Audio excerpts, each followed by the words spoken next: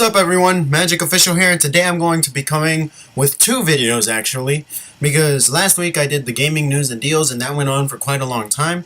So I think from now on what I'm going to do is I'm going to do two videos, one for news and one for deals, and they're going to be on different days. Now today's Thursday, and I know my gaming news and deals video was on Monday, but this week was CES, so I wanted to wait a little bit to do it so that then I could get the gaming news from CES that leaks, and CES is going to continue on to next week, so that made me actually change the schedule. Today we're going to get two videos for Thursday. Right now is the news one, and in the link below is going to be the deals one, gaming deals, all the deals of the week.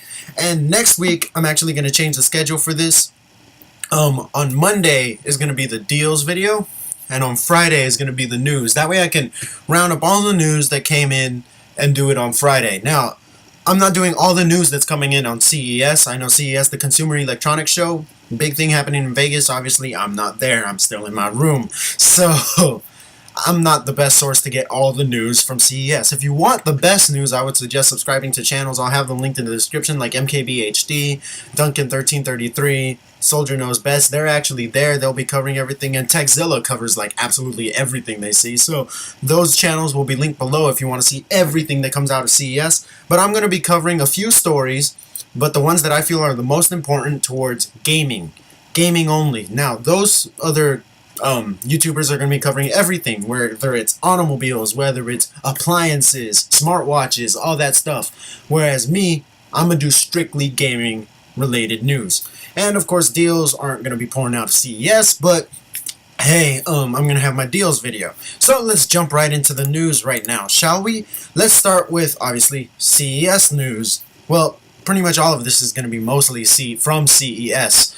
And this is the NVIDIA Tegra K1.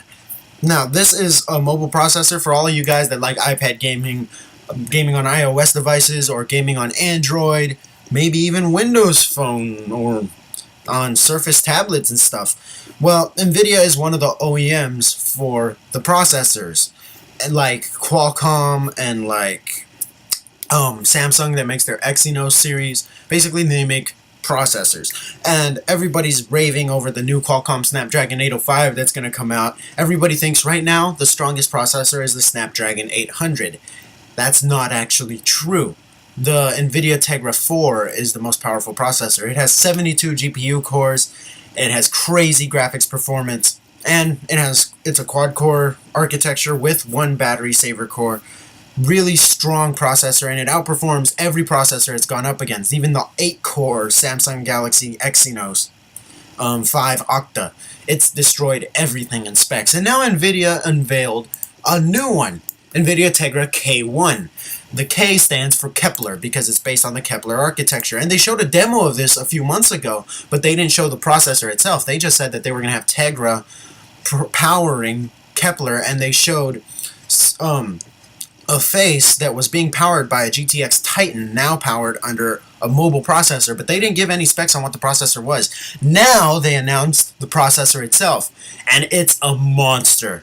It has a quad-core architecture with one battery saver core, so it's a 5-core CPU, clocked at 2.3 gigahertz, so you're going to get quite a bit of CPU performance. After all, we have pretty much capped CPU performance in terms of mobile power, so whatever you get, I guess. But it has a 192 CUDA core GPU and a mobile processor. Now, if you're a PC builder, that might not sound like that much to you, because I mean, I have a GTX 780 Ti and mine has 2,880 CUDA cores in it. What does 190 gonna do? Well, in a mobile processor, think about it, in your smartphone, 192 CUDA cores of GPU horsepower, you're going to get some pretty serious gaming processing power on that thing. Not only that, you're going to get serious performance. You're going to be able to power 4K displays with this thing. And they compared it to the PS3 and the Xbox 360, and it beats both in terms of CPU and GPU performance. So if you have a current gen console, a PS3, a Xbox 360, you've seen the graphics that's capable of. This beats that, and that is meant to be on your big HD TV. Not only that, but the PS3 and Xbox 360 waste about 100 watts of power. They use about 100 watts of power to power their consoles. Anyone who has an Xbox 360 knows this because of the giant power brick that comes with every 360. Well, this runs on 5 watts of power. It's crazy. And Epic Games came onto the stage at CES and said that Unreal Engine 4 is going to be being powered on the Tegra K1. And it's not like a little dumbed down version of Unreal Engine 4. It's full-fledged Unreal Engine 4 on a mobile processor, on your laptop, on your tablet, on your smartphone. Now, there's no information as to whether this is going to come out, what day it's going to release, when will it be available to the public, or what OEMs like Sony or Samsung or HTC are on board. But hopefully they get into this, because, man, NVIDIA just killed everybody right there, right now. Speaking of CES, also, next news, because I went on for a little bit long about NVIDIA. I just geeked out when I heard that. Razer has a new project called Project Christine. Project Christine, get it? PC. Ha! It's a modular PC that makes building PCs look like Legos. So, they're calling it the first real modular PC, which isn't true because anybody who builds PCs knows you can obviously take out the parts. It's like, so my PC's modular. Why do I need this? Why would I be interested in this? You're just taking out the part, switching it out. I want a GTX 690 today. I want 2 Titans and dual SLI tomorrow. What's the difference? Well, the difference is that now it's like in little pipes, and it's in different little categories, and each compartment is designated for a certain thing, for GPU, for CPU, for RAM, for the power supply, all that stuff, for cooling. And all you do is put on the piece, take it out if you want a new one, and put it back in. You don't have to crank open the computer. You don't have to know anything about building a PC. So anybody can build one. Anybody can build a PC to however they like it and upgrade the parts whenever they want to, however they want to, without having to look at YouTube tutorials or without worrying, hey, I don't know what I'm doing, I'm going to break my PC. So if you don't know anything about building PCs but you want to build one, hey, this makes it super easy. Now, the only problem I can see with this is that it's by Razer, which means it's going to be super expensive when it comes out. And it will probably be cheaper just to get yourself to build a normal PC and to learn it. But hey, if you have the extra money and you don't want to learn how to build a PC or something, this is definitely a good choice for you. Next news. Gaikai was announced when the PS4 was announced, and it's a streaming service, and now PlayStation announced PlayStation Now, which is going to allow people to stream PS3 games to their PS Vitas and to their PS4. So the PS4 will, in a way, be emulated backwards compatible. So will the PS Vita. The PS Vita and PS4 will be able to play PS3 games like God of War, like Uncharted 3. All these games that aren't available on the PS4 or on the Vita, you'll be able to play them on it. Not only that, the PlayStation Now is going to be available on tablets, smartphones, so you may be able to play Uncharted 3 on your HTC One. You may be able to play Infamous 2 on your Galaxy Tab or on your iPhone. You'll be able to play full-fledged PS3 games via Gaikai streaming to your devices, kind of like how OnLive did it, but it's going to be PlayStation.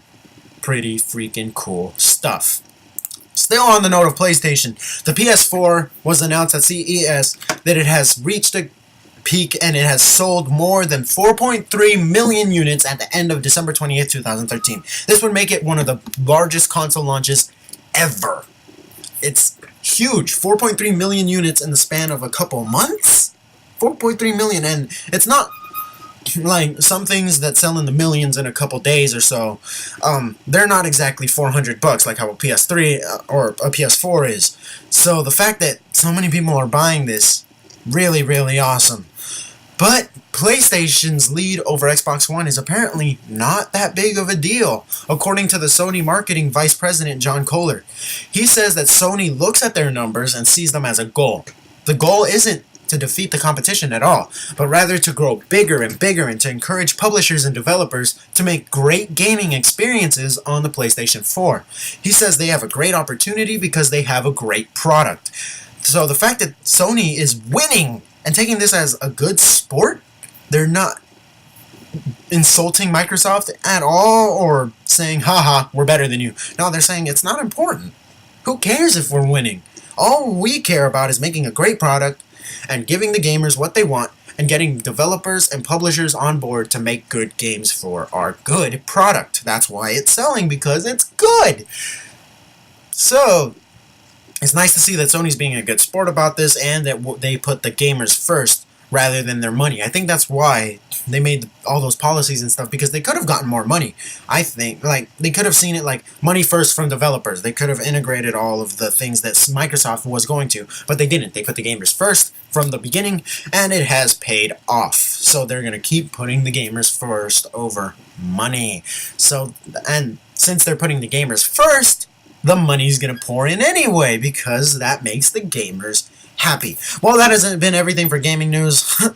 How ironic. I said I was going to do news and deals separate to make it shorter. It went on longer for just the deals. But it's mostly NVIDIA's fault. Darn you, NVIDIA, for making good stuff that I want to talk about and geek out over. So, that has been Magic Official. Sorry for snorting. I'm sick. So, like the video, subscribe if you want to see more weekly news. And, yeah, that's pretty much it. Check out my other videos. So, I will catch you later. This has been Magic Official. I am out. Peace.